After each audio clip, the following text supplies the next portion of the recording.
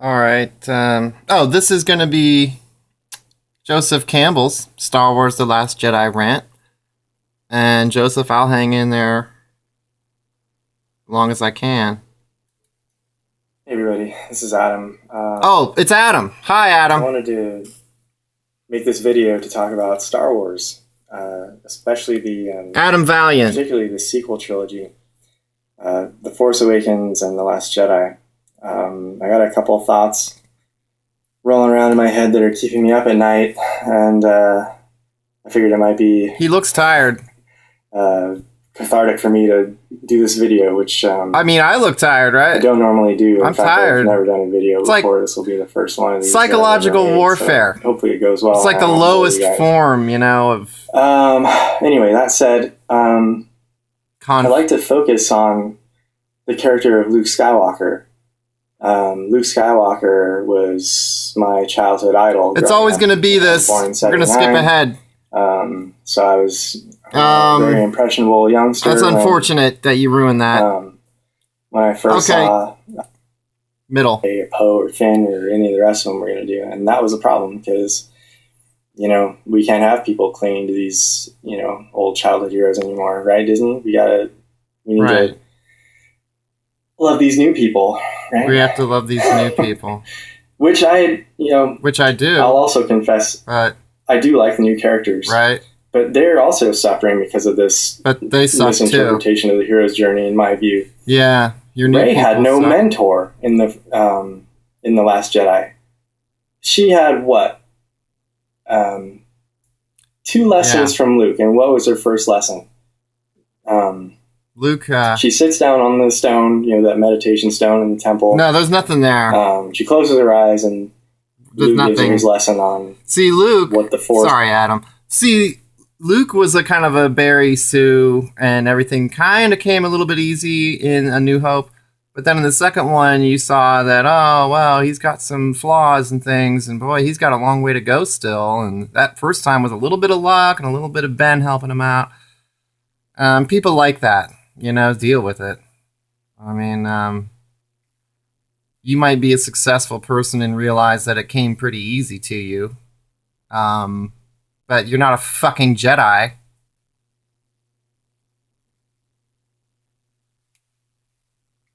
Well, people who listen to this probably are Jedis and Sith Lords, but you know what I mean. Your basic, had it easy, successful person. It's not like they became a Jedi, okay? They just became the manager of a corporation. It's a little different. Yeah. So I do want to continue. Go. Yeah. My own headcanon. Reconcile my own headcanon with the events of these films, and I was thinking to myself, what? And I started asking, what if? What if they had done this? What if they had done that?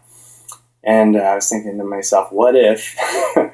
What if at some point in The Force Awakens, I don't know whether before or after the introduction of Rey, we actually saw Luke in his training temple with the dozen students he talks about in The Last Jedi. What if we actually saw that?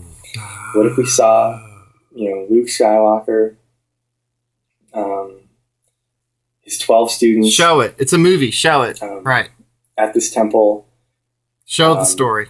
Probably none Visually. of them will be older than... Don't just subtitle it and tell me this happened.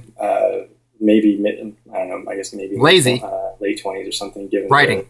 The time span between The Last Jedi or the time span is totally screwed. It's like 5 minutes later. Doing these, maybe they're doing like some sparring. That's not how the episodes go. It's supposed to be a comic book serial thing. Like, we catch up with our heroes. We catch up, and they're doing this shit all of a sudden. We don't know. But connecting it all the dots with Yoda on Dagobah. No, that is not how you're supposed to do it. That's not how it's ever been done. It's like, perhaps these students. Some time has passed. We don't know how long, but maybe they each had a distinctive look. Adam. Something to indicate that Luke had indicate the story. Understood the failings of the Jedi Order and was not imposing this rigid dogma on his new students. And I even agree with this guy. One of these sparring sessions, one of these mock, saber duels to for each of them to grow and advance. Right.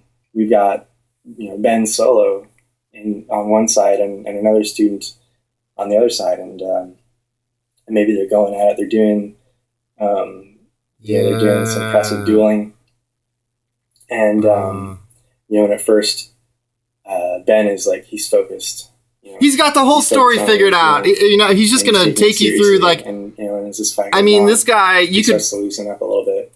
Adam could, you give him, here's what we need, Adam, and he'll be like, and then this happens, and then this happens, and then we do this, and then we do that. And here's why, and it's very practical. And you know what? This guy never made it. This is his only video. He said, he seems like someone who, he knows when the bottom line is definitely being threatened. Like, he can see when an enterprise is, sorry, I had to use that word. When an enterprise is under serious threat of collapse. Which, and that's keeping him up at night. Like, oh, I might not ever see another Star Wars movie, or another good Star Wars movie for that matter. I can't believe it's over. What am I supposed to do now? Like, what do I do with, like, all my,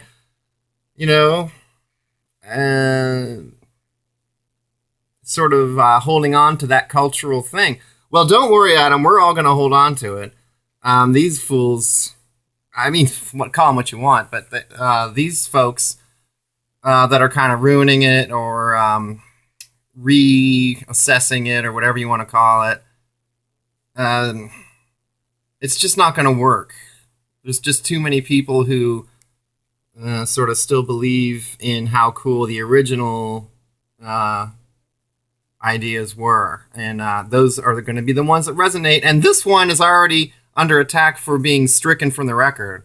Like, well, remember how we changed the Bible? You know what I mean? We didn't like that part. We still have it around. Like, oh, there's the Gnostic and there's the Book of Mary and this and that. And they're still around, but we don't really pay as much attention for reasons. Now, in the Bible's case, you could argue that a lot of the good stuff was taken out. But in this case, taking out this movie I'd say Mark Hamill just says, you know what?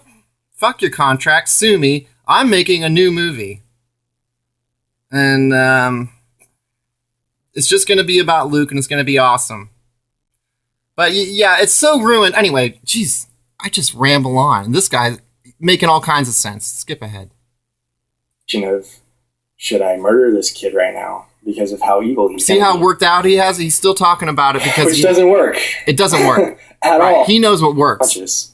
And the next time we see her on her feet, she's holding a lightsaber, flipping it around, standing toe to toe with Kylo Ren, whee! and doing good and kicking his ass. So, remember how Luke was like, "Oh, this Darth Vader is a real tough customer."